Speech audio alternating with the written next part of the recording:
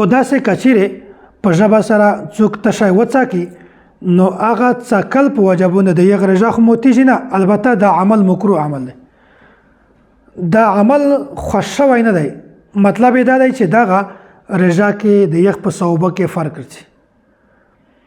او کچیرې داسې وي چې هغه بعضې ښځونه داسې وي چې د یغې خاوند ډېر سخت مزاجه وي، همیشه یې لواړو خسته وي، ښځه نه پرېږدي چې معمولي غلطي نه وشي بس د دغسې بیا دماغ چکر وخلي. نو داسې حالت کې چې ښځه په دا باندې پوهېږي چې د مو خاوند سخت مزاجه دی، هغه ویګه چې روشي که په ترکاري باندې مولګه کمه وه یا مولګه زیوته وه یا په چای باندې چینه کمه وه یا زیوته وه، بیا د مو خیر نشته. په داسې صورت کې بیا شریعت ګنجایش ورته ایښتی چې دوی څکلی شي، خو عادت ته نه جوړوي.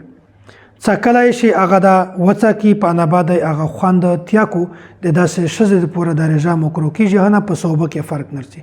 دا ولته چې د ښځې خاوند سخت مزاجه وي، هغه خاوند په دا باندې پوهېږي نه چې دا ښځه د مو دپاره کیم عمل کو. البته که د چا خاوند سمجداره وي یا شور وي، په دا باندې پوهېږي چې که مولګه زیاتی شوه که کمه شوه خو رژه دو د ښځه کیمه غلطي دو. په داسې صورت کې که ښځه بیا وڅکي د هغې دپاره مکروه عمل دی، خو دا شرط ولته دی که چیرې سړی په ول نه و، د سړي دماغ خراب وي، همیشه یې ډنډه واخیستې وي، بیا په یو صورت کې د ښځې دپاره دا ګنجایش ته په یو وخت کې دا عمل مکروه عمل نه دی.